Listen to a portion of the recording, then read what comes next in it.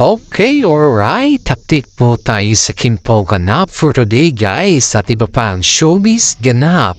Bago natin umpisahan ng ating update sa iso ko lang pong pasalamat sa lahat-lahat. Pasok intro.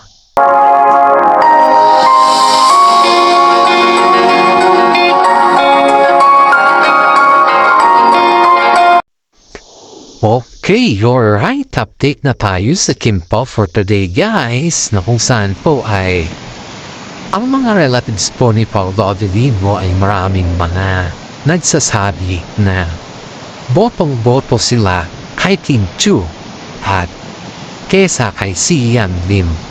Ito daw pala yung contest. Ito daw pala yung parang kumbaga is dinescribe nila or kumbaga kinumpir nila si Sian Lim kay Paolo Avellino sa lahat ng bagay. Ang mga fan pala po, ang mga relatives pala po ni Paolo Avellino guys, dati na palang nakitaan nila si Kim Chiu na sobrang parang kumbaga ba is talagang si Kim Chiu na yung para kay Paolo Avellino. Pero itong si Paolo kasi parang iniintindi daw niya noon na bagong break up lang sila ni si Kim Chiu ay bagong break up kay Sian Lim at baka may tendency daw na babalik si Sian Lim kay Kim Chiu dahil nga po umabot sila ng 12 years, diba? Kaya hindi daw munang kumarangkada si Paolo Avellino at nagpakilig na lang daw muna siya. Ayon dito sa ating mga legit na sources kasi yan daw po mismo yung nabanggit relatives ni Paolo Avellino. Noong time daw kasi na in-interview yung relatives ni Paolo Avellino ay sinasabi daw nila dito na nire-respeto daw ni Paolo Avellino si Kim Chiu at saka si Sian Lim sa kanilang relasyon dahil alam ng lahat na umabot sila ng 12 years at hindi naman po basta-basta yun na mawawala or hindi naman basta-basta yun na makapag-move on si Kim Chiu sa 12 years na yun, diba? Kaya nga nung bago sila nag-break ay kapag binabanggit daw nila yung pangalan si Sian Lim ay parang lugmok na lugmok daw si Kim Chiu. Ayaw niyang marinig yung pangalan ni Sian Lim. Yan po yung sign noon na hindi pa naka-move on si Kim Chiu kay Sian Lim. Kaya itong si Paolo Avellino is aminado naman guys na mahal at gusto niya si Kim Chiu noon pa man. Kaso nga lang, hindi lang kasi niya masabi kay Kim Chiu na ganun yung kanyang nararamdaman dahil na po baka sabihin kasi na may iba na sinasamantala po ni Paolo Avellino yung si Kim Chiu dahil on the spot naman na break up nila at siyempre mahirap naman na sumausaw ba yung kasi yung nasa upak ni Paolo Avellino. Kaya nga po marami dito guys ang nagsasabi na hindi naman sinamantala ni Paolo Avellino yung break-up nila ni Kim Chiu sa Sian Lim dahil naghintay naman siya ng tamang panahon. At yung mga comment ng mga bashers kasi na sinamantala daw ni Paolo Avellino yung kahinaan ni Kim Chiu at kaya daw siya sumikat sa ngayon ay hindi naman yun totoo guys. Aminado naman si Paolo na sumikat siya at mas lalo naman siyang sumikat nung nakatambal sila ni Kim Chiu. Pero hindi siya yung tao na siya yung dahilan kung bakit nagkahiwalay yung dalawa. Hindi po. Kasi ang ginagawa kasi ng mga fans guys, yung mga hindi pa nakatapag-move on kay Sian sa si Kim Chiu, ay sinasabi na si Paolo Avellino daw yung third party sa relasyon. Pero sa aking lagay, sa mga sources natin, ayon dito sa relatives si Paolo Avellino ay nirespeto daw ni Paolo yung sitwasyon nila si Sian Lim at saka si Kim Chiu that time. Kaya wag nung sabihin na si Paolo po ang nanahira kasi hindi niya po niligawan muna si Kim Chiu at walang ligaw na nangyayari sa kanila. Umabot pa yan ng 1 taon bago nangyari yung tinatawag natin na may status na sila ni Kim Chiu, diba? Kaya na po tuwing may mga interview na sinasabi or tinatanong sila is naiilan silang magsabi dahil wala naman tayo katotohanan status nila before. Wala naman katotohanan. Sinasabi nila na si Paolo Avellino ang sumira sa relasyon nila Kim Chiu at si Sian Lim. Kaya ngayon guys, pinaro lang po yung relatives ni Paolo yung mga issues na si Paolo daw yung nanira, si Paolo daw yung dumikit kay Kim Chiu, kaya siya sumikat. Kung pagdating naman sa dikit guys, is yung mga fans pong nagdikit kay Paolo Avellino at saka kay Kim Chiu, hindi po si Paolo mismo ang dumikit, kundi yung mga fans pong gumawa dun. Hindi po si Paolo. Mga management din po ang gumawa dyan sa kanilang tambalan dahil nakikita nila na yung chemistry ng dalawa is napakaganda at pumapatok sa mga fans. Kaya yung mga sinasabi nila na ang daming passers patungkol sa Kim Pao ay wala po yung katotohanan.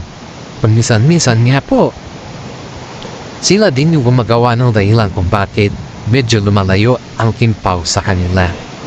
Dahil ang Kim Pao naman, kitang-kita naman natin na hindi basta-bastang tao ang Kim Pao at saka hindi naman sila bastos. Kaya marami nga po umahanga sa kanila dahil yung mga pinapakita nila ay totoo at walang halong biro po sa kanila.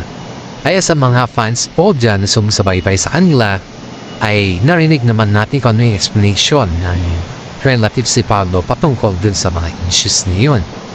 Kaya nga po, tuwing nababanggit ang pangalan ni Kim Chiu at saka kay Paolo Avellino, nasasaktan daw yung moral lapits ni Paolo dahil wala naman daw ugali si Paolo na ganon at wala din daw siyang ugali na mamira ng relasyon na may relasyon. Dahil lahat po ng mga karelasyon ni Paolo ay nagtatagan. At may mga private naman mga yan guys. Nagtatagal talaga at pag magkarelasyon sila at yan po ay kinatawag nila na may privacy sa kanilang ano. Kaya hindi natin sukat akalain na ganyan po yung mababanggit ng mga fans, mga passers kay Paolo Avellino. Kaya dito guys, pinapaliwanag po ng kanyang relatives na kung saan po ay ang daming pwedeng ipaliwanag ng mga fans ng si Yelin kay Paolo Avellino dahil sila po yung naninira sa kanilang dalawa. At saka proud din si Kim Chiu kay Pao dahil kahit anong sakit or kahit anong bas or kahit anong bagsak na salita ang binibigyan nila sa kanila ni Paolo ay still pa rin na suportado ni Paolo si Kim Chiu at still pa rin na hindi niya binitawan si Kim Chiu sa lahat ng bagay. She keep on holding on about even though ang daming problema na hinaharap nila, ang daming makati or ang daming mga toxic na oras ba, ay still pa rin na holding on sila sa isa't isa. Yan po yung sinasabi natin na pinapakita nilang dalawa ito na mahal nilang isa't isa. Tsaka si Kim Chiu po ay talagang matagal na palang tagahanga ni Paolo Avellino. Dahil noon pala, nung willing pala si Kim Chiu na magkaroon ng collaboration kay Paolo Avellino, ayon dito sa ating legit na sources, ay nataon pala na may movie si Pao kay Bea Alonso before, kaya hindi na masyadong nabigyan pansin pa yung request din ni Kim Chiu. Dahil nung una, tinanong si Paolo sa kanyang interview previews na kung sinong gusto niyang babae na makambal na maka-collaborate noon ay si Kim Chiu po yung binabanggit niya. At ilang taon na rin pong naghintay si Paolo kay Kim Chiu guys. Kaya dito natin makikita na naghintayan talaga sila sa tamang panahon at dumating na rin yung tamang panahon na sila po ay magkatandem at yan po ay tinatawag natin na tambalan Kim Pao sa ngayon. Kaya nabuo lang naman ang tambalan Kim Pao dahil sa atin guys tayo din yung nagluklog kila Paolo Avellino at saka si Kim Chiu bakit Kim Pao na nagtawag sa kanila. Kaya yung mga fans po dyan na nagsasabi na kung ano-ano lang yung mga sinasabi nila is wag naman ganun guys.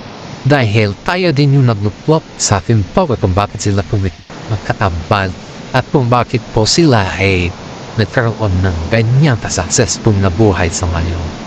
At kung bakit po sila may status na din tayo din pong nagbigay sa kanila dyan guys kung saan po sila ngayon, kung ano po sila ngayon ay tayo rin po nagbigay sa kanila dyan.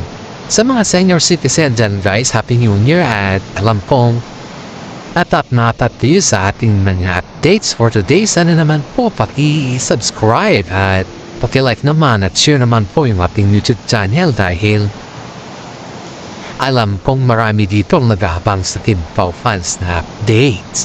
Dahil paborito nyo din po itong Kim Pao fans at parehas lang po tayo nagpaparito. Kaya na po ako naging content creator Dahil dito, dahil sa ating nanay at dahil sa inyo mga senior citizen guys na nagbibigay saya sa lahat ng bagay. Maraming salamat guys at paki-share naman po para tayo ay mag-viral. Maraming salamat at God bless po sa ating lahat.